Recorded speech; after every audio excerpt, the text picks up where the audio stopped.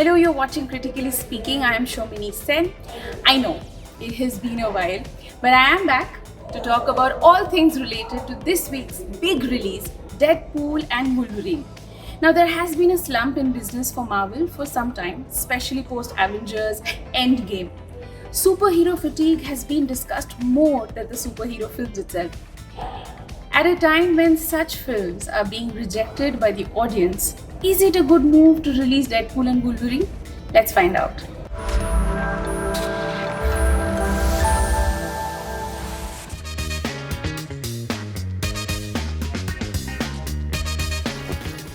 Time Variance Authority's Agent Paradox has summoned Deadpool to get the timeline fixed.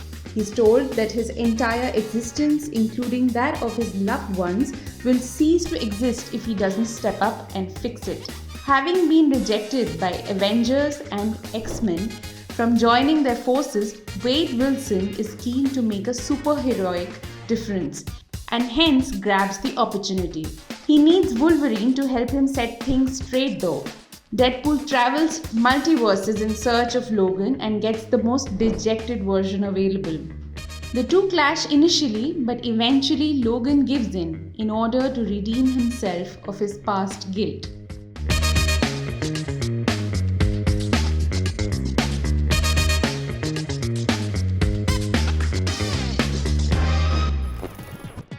The two balance the film's narrative well, one with his motor mouth, the other with his brooding silence. The two actors are known to be friends off screen, and thanks to their social media posts, one knows that the two share great camaraderie. It was just a matter of time till someone tapped that friendship, and filmmaker Shawn Levy does just that. The two create magic on screen.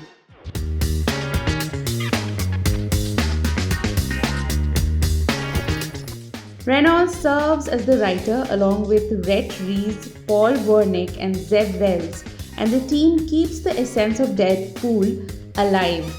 The innumerable pop culture references, taking jabs at almost every production house and recent popular films, Deadpool remains true to its style of dark and meta humor.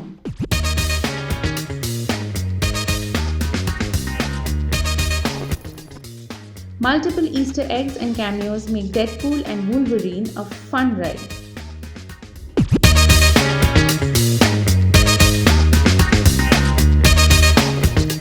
Amid all the humor and jabs at Marvel, Disney and Fox, the emotional connect in Deadpool and Wolverine is much less in comparison to other superhero films. There is no emotional high at any point of the story, and the climax seemed too convenient and hastily put together.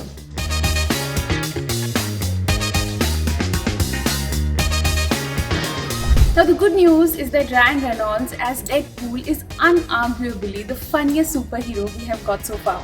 This is the third film in the Deadpool franchise and Reynolds has not lost his sheen. Like many others, this superhero fatigue had set in for me as well. And my expectation from Deadpool and Wolverine was minimal. But I was pleasantly surprised with the amount of fun I had. The jokes, the NSYNC songs, the incredible cameos, the 1990s references and a beautiful montage of the X-Men movies right from the beginning till now make Deadpool and Wolverine truly worth your time. At one point in the film, Deadpool calls himself a Marvel Jesus. He isn't too wrong. Deadpool and Wolverine has the potential to bring back Marvel Cinematic Universe's lost glory. That's it from me today.